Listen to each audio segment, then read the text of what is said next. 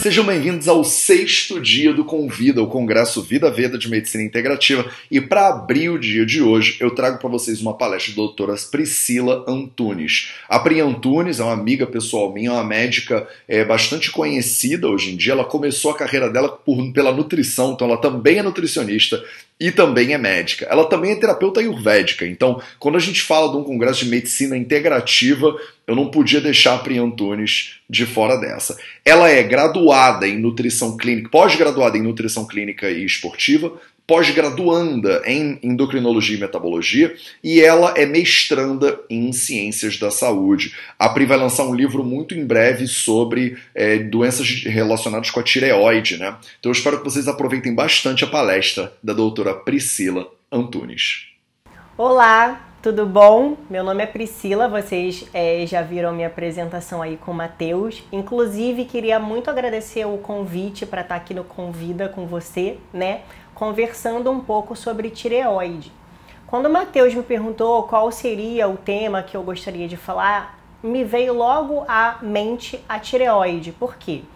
Como eu sou médica, nutricionista e terapeuta ayurveda, eu trabalho com toda essa integração dentro da saúde, o órgão, a glândula que mais nos representa dentro dessa integração toda é a nossa tireoide. Ela tem uma importância incrível dentro do nosso organismo e muitas das vezes ela é deixada de lado, ela fica de escanteio e aí as pessoas não dão muita atenção para ela, né? Quando a gente pensa em saúde integrativa, a gente pensa principalmente no intestino. Porque sem o intestino funcionante, sem o intestino eficiente, todo o nosso organismo não conversa com si próprio.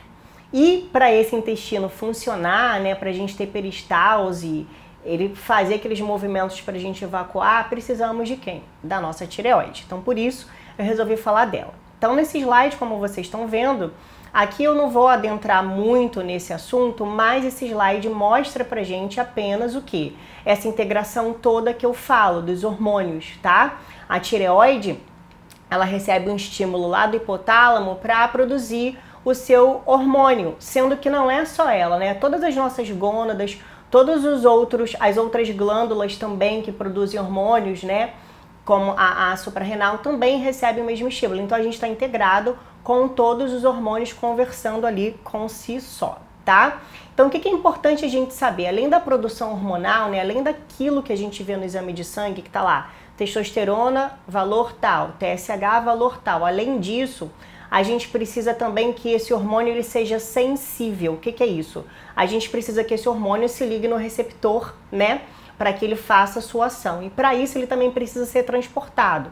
Então ele é produzido na glândula, é transportado, ele é ligado, ele precisa dessa sensibilidade para se ligar e depois ele é detoxificado. Então para isso precisamos de energia que vem através dos alimentos, pelos micronutrientes que a gente digere e também do nosso intestino e do nosso fígado funcionando para fazer essa detoxificação, tá bom, gente?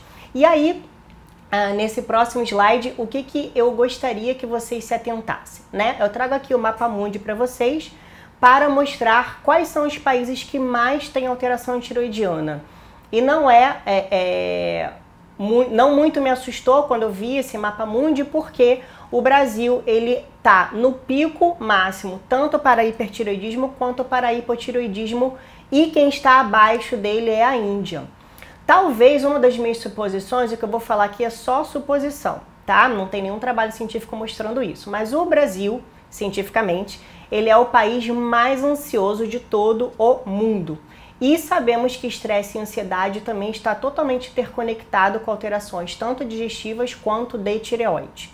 Além disso, sabemos que a poluição do nosso país, o mestrado que eu faço em Ciências da Saúde e Poluição, aqui no Brasil, a gente tem um valor muito alto de benzeno no ar, então a gente tem muitas toxinas, a gente infelizmente respira essas toxinas. E um país que tem essa mesma quantidade de toxina parecida com o nosso é a Índia. E aí, então, esses dois países estão aí batendo de frente com alterações tiroidianas, tá? Isso é apenas uma suposição minha, mas o que eu quero trazer para vocês é que o Brasil é o país que mais tem pacientes com alteração tiroidiana e esse é o meu foco principal de trabalho. Eu atendo todos os dias pacientes com Hashimoto, com doença de Graves, com hipotiroidismo subclínico, com hipertiroidismo, primário, e é muito importante que vocês tenham atenção a essa sua tireoide e tenham uma conexão maior com o médico de vocês, com o nutricionista, para conversar com eles também sobre esse assunto, tá? E aí, por que as pessoas geralmente perdem a função da tireoide, né? Como eu disse, tem a questão do estresse, mas é lógico, pode ser por algum trauma, né? Pode ser por alguma infecção, pode ser por nódulos, né? Doenças autoimunes, como Hashimoto, que tem uma prevalência muito grande. Então, existem várias maneiras de se perder a função da tireoide. Uma delas é a baixa ingestão de micronutrientes. Às vezes a pessoa até ingere, mas ela não digere da forma correta, tá? E aí, além disso tudo, por que a gente precisa dos micronutrientes? Para fazer a conversão dos hormônios, né? Nós temos enzimas chamadas deiodinases. Essas enzimas, quando a gente produz o hormônio, por exemplo, T4, o T4 é aquele hormônio que você toma quando você tem hipotireoidismo, né? Tem alguma alteração na tireoide, ela não produz o T4, você vai tomar o quê? Vai tomar o Puran T4, o Synthroid, que são hormônios tireoidianos. E aí, não adianta só tomar a medicação ou produzir o hormônio na tireoide. Você precisa converter ele para o hormônio eficiente, que é o T3. Então, para essa conversão do T4 para o T3, você precisa das deiodinases funcionando. E as deiodinases, elas precisam de micronutrientes para funcionar. Um dos mais importantes é o selênio, que a gente sempre fala da relação selênio e tireoide. Então, através da alimentação, a gente consegue também o selênio para fazer essa nossa tireoide funcionar, tá? Além disso, que vocês precisam saber que a tireoide ela não funciona somente no seu pescoço. Todos os nossos órgãos, cérebro, coração, fígado, intestino, tudo que está no nosso corpo precisa do hormônio T3 para funcionar. Por exemplo, o seu coração para bater tem que ter o hormônio T3 se ligando lá para fazer a corrente elétrica para o seu coração bater. O seu cérebro, para ele funcionar, para você pensar, você precisa do hormônio T3 lá no cérebro fazendo as sinapses neuronais para você ter uma boa memória ou ter uma cognição efetiva. Tudo isso depende da tireoide. Um exemplo clássico, uma pessoa com hipertireoidismo. Quando ela tem hipertireoidismo, o sintoma que ela vai apresentar é tremor em mãos, taquicardia, então o coração vai bater muito rápido, e extrema ansiedade. Por quê? Porque o cérebro não consegue funcionar de forma linear, ele funciona muito rápido, a pessoa fica muito ansiosa, tá? Então é um exemplo clássico para vocês entenderem que a tireoide ela funciona em todo o seu organismo, inclusive na sua visão. O que a gente faz então, né? O que a gente tem para fazer como moduladores das deiodinases, que são essas enzimas que fazem a conversão dos hormônios, né? O jejum, por si só, ele modula a deiodinase de forma que reduz ela. Então, um exemplo, uma pessoa que tem hipertireoidismo, pode ser que o jejum possa ser eficiente para essa pessoa para ajudar em todo o tratamento, mas tem que se tomar cuidado com o jejum feito de forma muito longa, porque não é adaptado, que aí você pode reduzir mais ainda a produção hormonal da sua tireoide, assim como essas dietas muito restritivas, né, como a dieta low carb. Então o jejum que eu gosto muito de indicar aqui no consultório e também de falar nas minhas aulas é sobre a monodieta, que é um tipo de jejum que a gente faz dentro do Ayurveda, onde a pessoa vai se alimentar com um alimento ao longo do dia, ou seja, ela está mantendo a prática de jejum e ela acaba se alimentando também. Isso é bom para pessoas que têm alteração tiroidiana, tá? Quais são os fatores, então, que contribuem para a produção do hormônio tiroidiano, além do selênio que eu já falei? Então, ferro, magnésio, iodo, vitaminas do complexo B, principalmente B12, B6 e B9, são extremamente importantes, tá? Inositol, que não está aqui no slide, mas ele também é muito importante, assim como tirosina, vitamina E, vitamina C, zinco. Então, tudo que a gente tem aí da natureza nos oferecendo, né, como forma de alimento, é importante para essa tireoide produzir hormônios. E o que inibe essa produção de hormônios de forma correta? Primeira, top 10 da lista, estresse. Então, o estresse vai ser o primeiro fator que vai reduzir essa produção hormonal. Assim como também os pesticidas, né, os agrotóxicos, todas essas questões que eu falei de poluição. Então, quando se soma, por exemplo, poluição, o que a gente vai fazer para mudar, né? a gente tem que fazer a nossa parte, mas o ar já é poluído. Então, precisamos de alimentos e reduzir o nosso estresse para que o nosso corpo consiga detoxificar isso que a gente ingere de forma indireta. Já com agrotóxico, quem consegue comprar alimento sem agrotóxico, melhor, né? Ou até mesmo fazer hortinha em casa, né? Produzir orégano, hortelã e fazer um chazinho ali orgânico assim que acordar de manhã para reduzir essa alta ingestão de toxinas que está aí no meio ambiente, também é uma das opções que ajudam a reduzir essa questão da falta, da inibição, na verdade, de produção do hormônio da tireoide, tá? Assim como também doenças autoimunes. E aí lembra que eu falei que a gente precisa converter o T4 em T3? Para isso a gente precisa de atividade física, vitamina A, zinco e selênio, tá? Isso é só para vocês entenderem mais ou menos. E essa conversão, como eu disse, ela é muito afetada por dietas de baixa caloria. Então, dietas low carbs, dieta cetogênica, feita por muito tempo, não vai contribuir para uma tireoide saudável. Além também de todo o estresse, infecções e toxinas que estamos expostos aí, infelizmente, né? E aí eu trouxe um trabalho aqui para vocês só para mostrar que mulheres atletas com dieta de baixa caloria tem também redução, além do T4 e do T3, que é aquele hormônio que eu falei para vocês lá na frente que tem que se ligar no receptor para fazer o seu organismo funcionar, tá? Para o seu coração bater e etc. E lembra que eu falei também da sensibilidade, que o hormônio precisa se ligar no receptor para ser realmente efetivo? Voltamos aí novamente para o zinco, vitamina A, selênio. Então todas essas vitaminas elas estão interagindo aí com a nossa tireoide e com todo o nosso corpo. E tudo isso que eu falei agora está resumido nesse slide, né? Onde eu mostro as vitaminas que contribuem, o que faz para inibir essa produção aí do seu hormônio tiroidiano, para você ter uma noção mais ou menos de como que funciona, tá? E aí, seguindo a nossa aula. Essa parte que eu vou falar agora é uma parte um pouco mais científica, mas você também tem que saber isso, porque é importante essa conversa sua com o seu médico ou com o seu nutricionista e até mesmo com o seu terapeuta. Então, o que vemos, né, no laboratório? TSH, T4, T3, T4 livre, T3 livre. Algumas bibliografias dizem que não é para pedir nem T3 livre, nem tireoglobulina, mas algumas outras pedem, então isso vai variar muito de profissional para profissional. E um fator muito importante se avaliar no laboratório são os anticorpos contra a tireoide, o anti-TPO e a antitireoglobulina, que infelizmente é muito alta aqui no nosso Brasil, por conta de todas essas questões de poluição, toxinas e estresse, tá?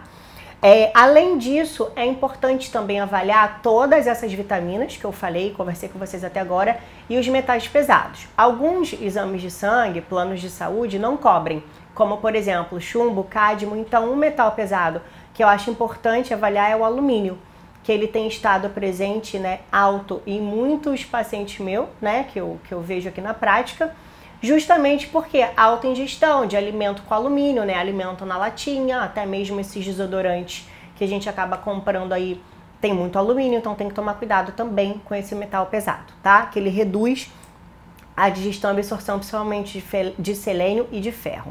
E aí eu trouxe aqui para vocês esse slide que se chama As Controvérsias do TSH. Não é um slide para fazer polêmica nem nada, mas é o seguinte, gente. Tudo em medicina é muito individual, tanto em medicina quanto nutrição e quanto na terapia Ayurveda mais ainda, tá? Quando a gente vai estudar ali os textos védicos, a gente vê o quão eles tratavam o indivíduo na época como um ser único. Então tem um número lá dentro do seu exame de sangue, dizendo que o seu TSH ideal é de 0,4 até 4,5. Algumas literaturas dizem que o ideal seria ser até 2,5, porque acima disso a tireoide estaria demonstrando, né, que alguma coisa está errada, que está faltando vitamina, que ela não está muito eficiente. E realmente a gente vê isso na prática. Mas eu também atendo a pacientes aqui com TSH de 4, com TSH de 5, que não tem alteração nenhuma, nem no exame de sangue e nem clínica. Então isso vai variar, tá? O importante é avaliar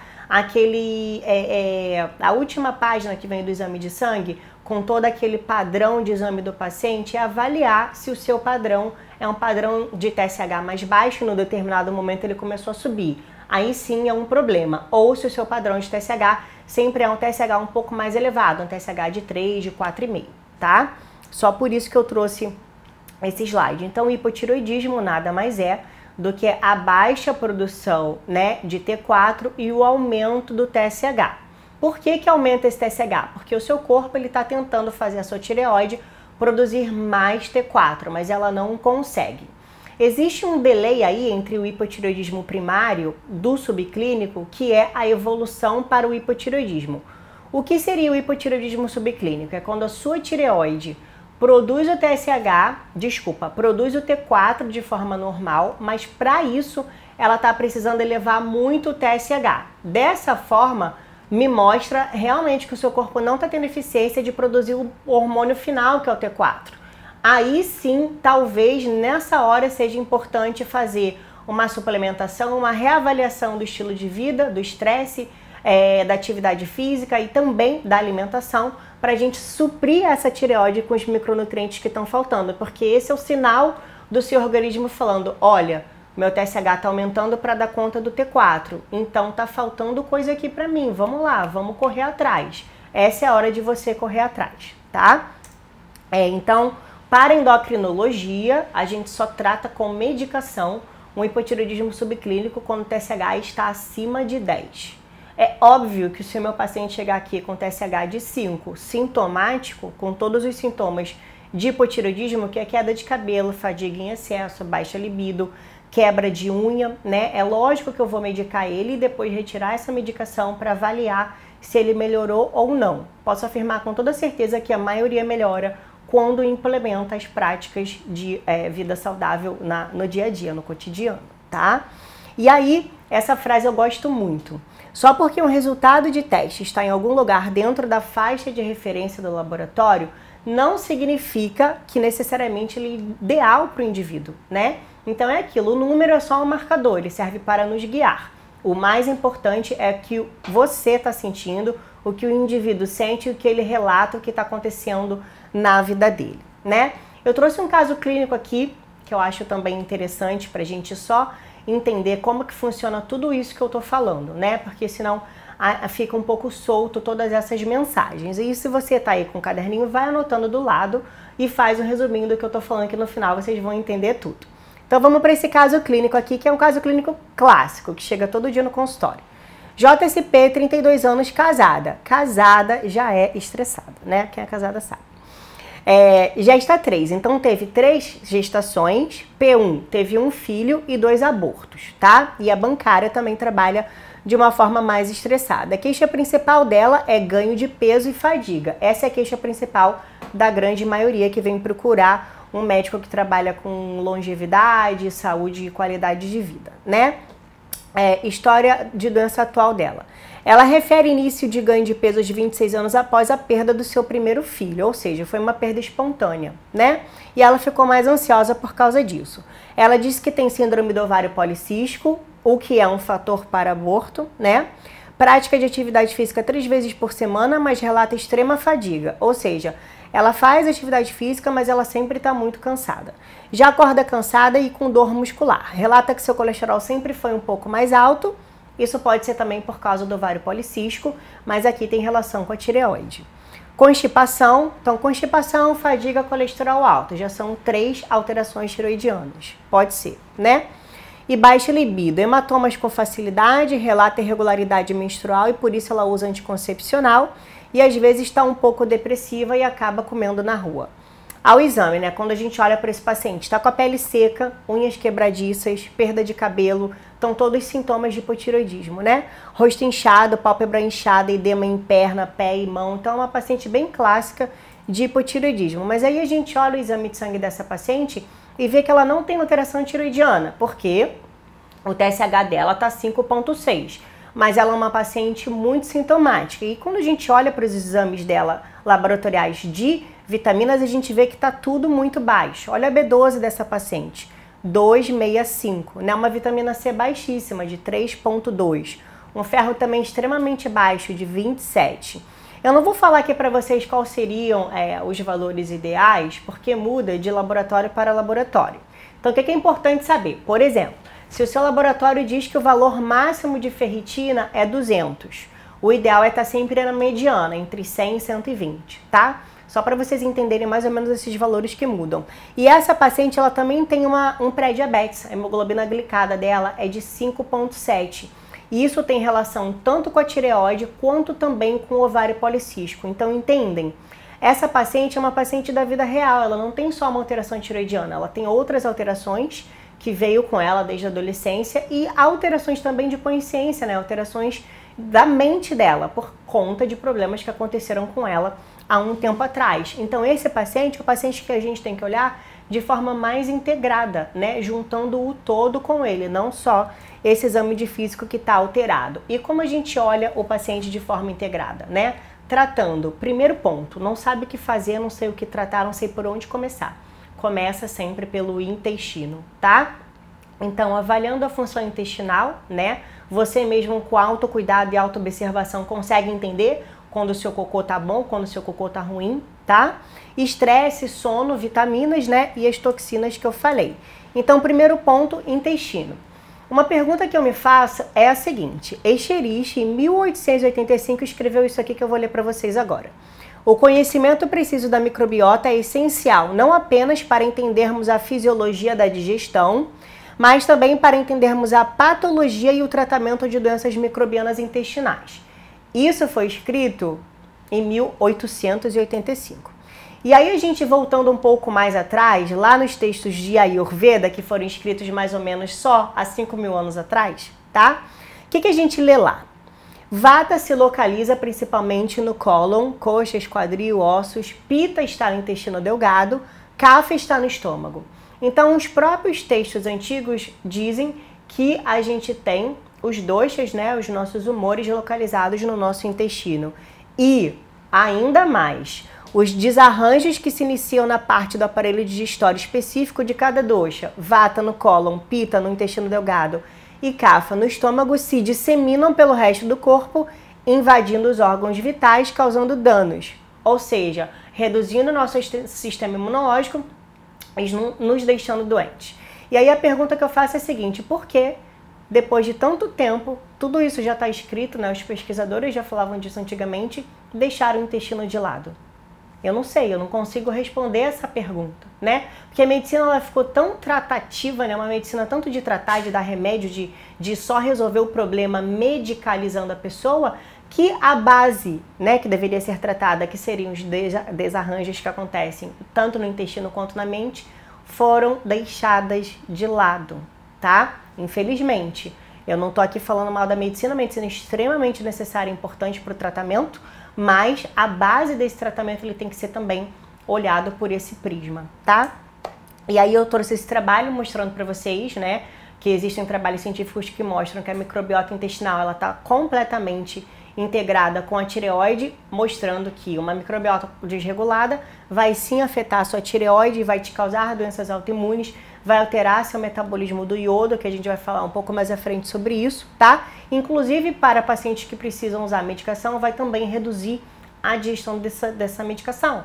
Então muitas vezes a gente vê paciente que a gente está aumentando a medicação e na verdade o que ele está precisando é fazer um reset ali naquele intestino, né, para absorver melhor esse medicamento que ele precisa usar para o resto da vida dele. Como é que a gente trata isso, gente? A gente trata isso somente com prato de comida e com práticas de atividade física e também com práticas religiosas, né? A pessoa ela pode não ser religiosa, pode ser ateu, não acredita em nada, mas se ela tiver uma prática ali no seu dia a dia, né, de contemplação da natureza, de ajudar o próximo, ela também já está fazendo a sua parte ali das práticas religiosas dela. Até mesmo o yoga ele entra como prática não só de interação de mente e corpo, também com consciência e religião, tá?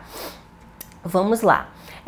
Como é que a gente faz então para tratar o intestino dentro da medicina tradicional? Primeiro, removendo patógenos. Como é que a gente remove o que a gente não quer que esteja ali no nosso intestino alterando a nossa microbiota?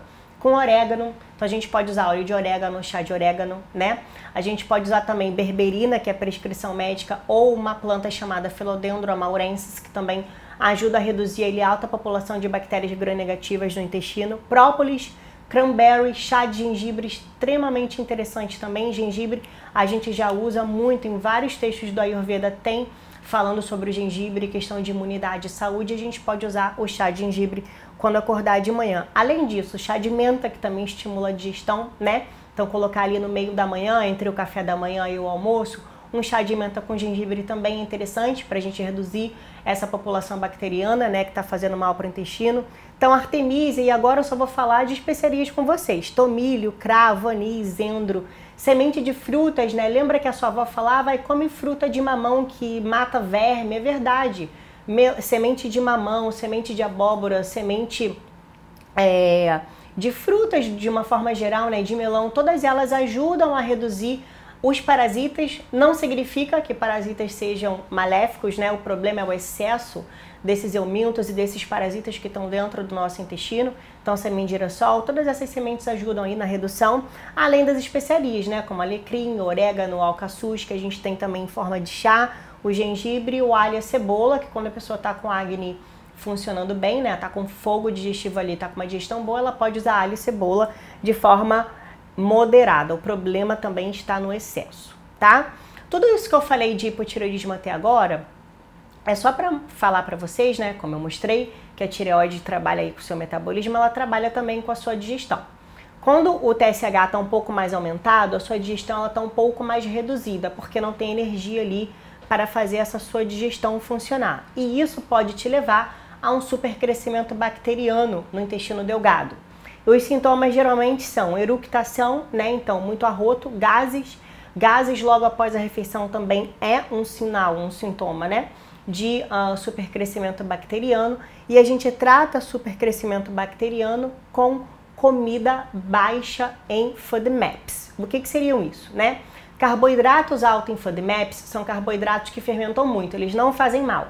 Mas quando você está com um crescimento bacteriano muito alterado no intestino, pode ser que cresçam bactérias que você não quer. Então a gente usa uma alimentação baixa em FODMAPs. A própria dieta anti-ama do Ayurveda é uma dieta baixa em FODMAPs, né? Então a gente tem aí dietas baixas em FODMAPs para cada indivíduo, utilizando aí os alimentos de forma individual, que a gente digere melhor. Eu sempre falo para o meu paciente, a melhor dieta baixa em FODMAPs é aquela dieta que a gente faz observando o que a gente está comendo, se a gente está ficando um pouco mais distendido, né? Se está ficando com estufamento, se está ficando com gases logo após a refeição. Então essa é a melhor dieta FODMAPs que você pode seguir. É a dieta que você observa o que você está comendo e tendo aí de sintoma. Então eu trouxe aqui para vocês. É só um modelo de dieta FODMAPs da medicina, da nutrição tradicional, né, que a gente pode usar no nosso dia a dia.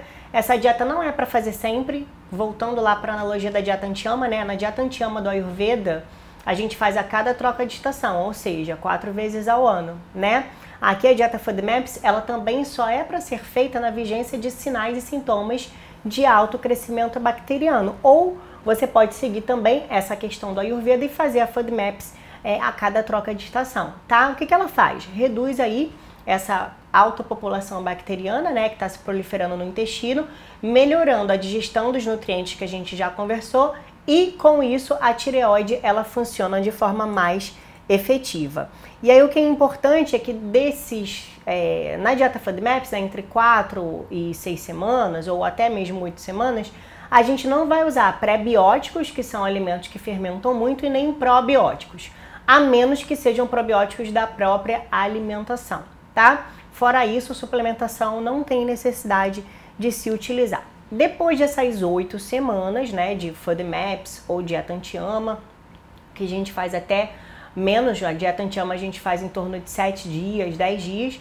Depois desses dias, a gente pode sim voltar a reintroduzir os alimentos que tenham mais carboidratos fermentativos, tá? Como aspargos. Então a gente pode ir reintroduzindo isso depois, brócolis, couve, e aí vai ficar a critério de cada um e da sua auto-observação.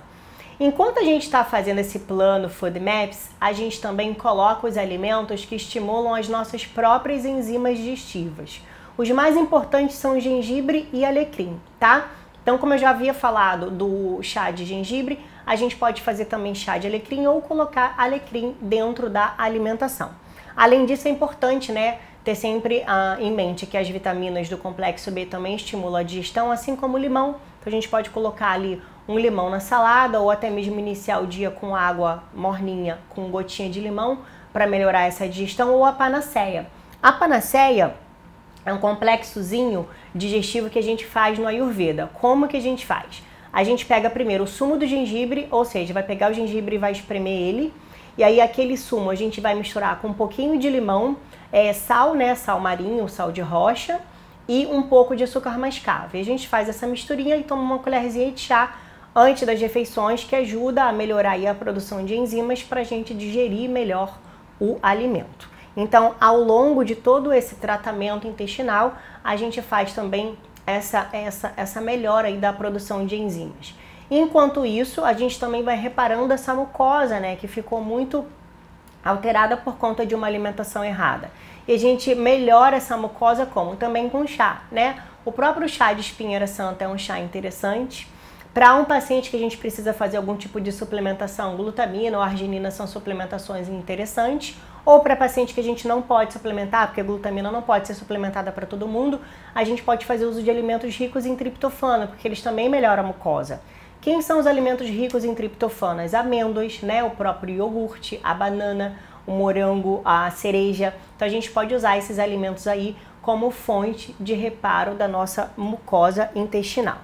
E aí, voltando lá para a questão do estresse, né, que eu já pincelei com vocês, trouxe aqui só um trabalho para mostrar que o estresse ele tem relação direta com doenças autoimunes da tireoide, porque o mecanismo imunológico ele é completamente alterado. E aí, o nosso corpo acaba produzindo mais anticorpo. Esse trabalho que eu trouxe é um trabalho só para mostrar que até mesmo traumas, né, da infância, crianças que tiveram algum problema na infância, elas podem ter também uma relação aí com a doença autoimune da tireoide. Então é importante sempre a gente procurar tratar essa outra nossa parte, né, do nosso corpo, do nosso ser, que é a mente também, para que a gente evite essas alterações do sistema imunológico, né? Porque, como está dizendo aqui no trabalho científico, o estresse afeta o sistema imunológico direta ou indiretamente através do sistema nervoso e do sistema endócrino. Como a gente está falando de tireoide, tireoide faz parte do sistema endócrino,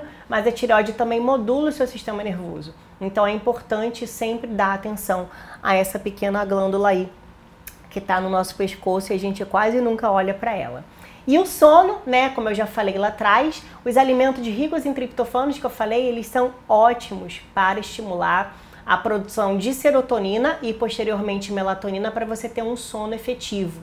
Porque não adianta só dormir, né? Você tem que dormir e tem que entrar no sono profundo, tem que ser um sono reparador. Então esses alimentos que eu falei, do triptofano, eles podem ser colocados aí dentro da sua alimentação em torno de 4, 5, 6 horas, tá? Porque aí já começa a estimular os seus hormônios para você dormir melhor. E trabalhos também científicos mostram que a privação do sono também afeta os hormônios tiroidianos, tá? Os alimentos goitrogênicos, eles não são falados muito mais hoje. Mas alguns anos atrás era um grande mito dizer que os alimentos goitrogênicos afetavam a tireoide. Porque o que acontece? Esses alimentos, couve, brócolis, morango, que são ditos goitrogênicos, eles reduzem a absorção de iodo na sua tireoide. Só que, na verdade, o que reduz a absorção de iodo na sua tireoide são as toxinas presentes aqui na poluição e os agrotóxicos que você come e as medicações que você também acaba utilizando. Isso sim é goitrogênico. Os alimentos eles não fazem mal algum para a tireoide. Até porque o que os trabalhos mostram é que para o alimento goitrogênico reduzir o iodo, por exemplo, um brócolis, para o brócolis reduzir essa digestão do iodo para a sua tireoide, você precisa comer 1 kg de brócolis ao longo do dia. Ninguém come 1 kg de brócolis, 2 kg de morango, 5 kg de aspargos ao longo do dia para ter essa eficiência. E também, quando você leva o alimento no vapor, né, quando você esquenta, faz ali um refogado, por exemplo, de couve, você elimina esse poder dito goitrogênico do alimento. Então você pode pegar o alimento e fazer ele também dessa forma, mas tenham em mente que o alimento ele não vai fazer mal para a tireoide. O que faz muito mais mal são as toxinas que eu falei, né?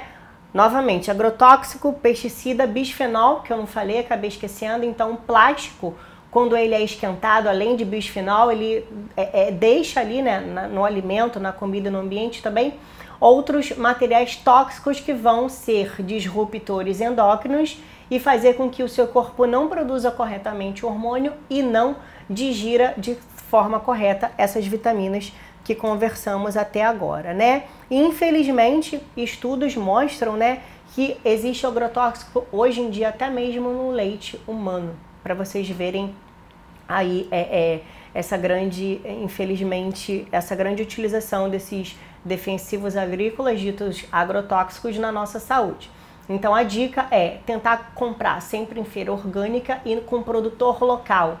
Às vezes a feira orgânica é um pouco mais cara, mas quando você tem acesso a um produtor local, você também consegue ter alimentos orgânicos, né? De certa forma tá também reduzindo aí essa sua exposição agrotóxica e melhorando a sustentabilidade do nosso planeta, porque quem manda é o consumidor. Se o consumidor para de comprar o alimento que faz mal, automaticamente a indústria ela já vai tentar mudar, e a gente já está vendo isso acontecendo aí, né?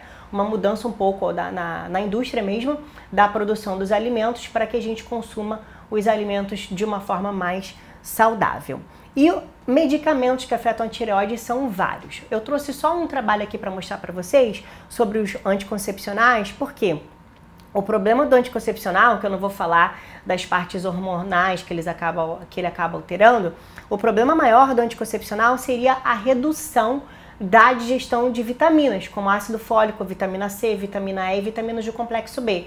Então, às vezes a mulher usa anticoncepcional a longo prazo, ali há 5, 10 anos, e ela tá nesse tempo todo, além de alterar toda a sua parte endócrina, né, por conta do uso excessivo do anticoncepcional, ela também está diminuindo ali a ingestão, né, a digestão das vitaminas que ela precisa para melhorar aí essa questão da tireoide. Então, tô quase finalizando a aula, né? Vou finalizar quase com esse slide aqui. O que falamos até agora? Falamos de disbiose, que são as alterações intestinais, estresse, alteração do ciclo circadiano, né? Redução do sono, toxinas, agrotóxicos e medicamentos.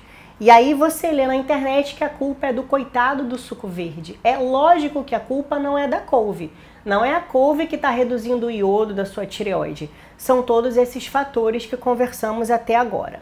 E aí, para finalizar, os fatores nutricionais, eu trouxe aqui para vocês os mais importantes que vocês sempre têm que estar avaliando junto com um profissional de saúde. Primeiro é o ferro, né? Porque a gente tem aí trabalhos mostrando a associação de baixa de ferro com hipotireoidismo, tá? E também doenças autoimunes, porque a enzima TPO é uma enzima M, e aí ela precisa do ferro para fazer a ação ali dentro da sua tireoide, tá? Também da conversão hormonal. Além disso, o selênio, que também conversamos já, né? Ele é muito importante para fazer essa conversão das enzimas, inclusive vemos que pacientes com deficiência de selênio são pacientes que têm mais propensão ainda a ter tireoidite de Hashimoto e outras doenças autoimunes da tireoide, né? Então a gente precisa tomar também cuidado com suplementação excessiva de selênio, porque tem-se uma corrente, né, que suplementa selênio de forma muito excessiva, e eu trouxe aqui os trabalhos mostrando que a gente não precisa de uma dose muito aumentada de selênio diariamente, mas a gente precisa estar atento também a essa alta ingestão, porque ela pode também estar alterando a tireoide. Então, ferritina, selênio, vitamina D, extremamente importante, vitamina do complexo B, salientando aqui B12, B6 e B9, né? A vitamina D para pacientes que têm hipotireoidismo, parece que ela não faz muita alteração, né? Se a gente suplementar ela ou não. Mas já no paciente que tem Hashimoto, sim. O paciente com Hashimoto é um paciente que precisa ter exposição solar, precisa se alimentar com alimentos que tenham mais vitamina D, porque ele sim vai ser afetado com essa baixa de vitamina D, visto que a vitamina D é um hormônio e a vitamina D ela é imunomoduladora. Então, quanto menor a vitamina D, pior fica a sua imunidade. Então, uma vitamina D abaixo de 50 parece que é fator para positivar os anticorpos da tireoide. O iodo também a gente precisa tomar muito cuidado, né? A nossa alimentação aqui no Brasil, ela é rica em iodo, e aí eu volto também para aquele slide lá do início, que eu mostro o Brasil como o primeiro país, né, no ranking lá das alterações tiroidianas. Será que a gente não consome iodo demais, que já está dentro do sal ou dos alimentos e dos farináceos, né, que a gente compra no supermercado? Todos esses alimentos industrializados, eles já têm iodo na fórmula. E a gente precisa somente de 150 microgramas ao longo do dia de iodo para que essa tireoide funcione.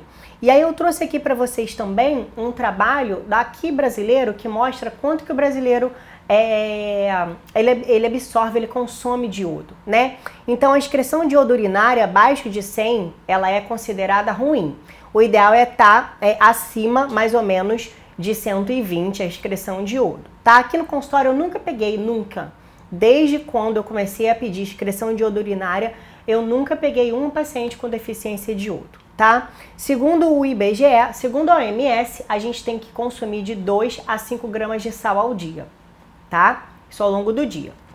Segundo o IBGE, o brasileiro consome 10 gramas de sal ao longo do dia. E ainda, segundo a Associação Brasileira de Extratores e Refinadores de Sal, a gente consome de 14 a 16 gramas, ou seja, o triplo do máximo recomendado pela OMS. Porque a gente come muita farinha, a gente come muito pão, a gente coloca muito sal no alimento, né? As pessoas colocam sal, alho, cebola e não colocam os outros temperos que eu citei aqui ao longo de toda essa aula para temperar a comida. Às vezes a gente nem precisa usar tanto tempero, né? E principalmente aqueles temperos industrializados, né? Eu não sei se eu posso falar marcas, Ginomoto, aquelas porcarias de caldo quinó, né? Que além de tudo isso ainda tem glutamato monossódico, que é rico também em sal.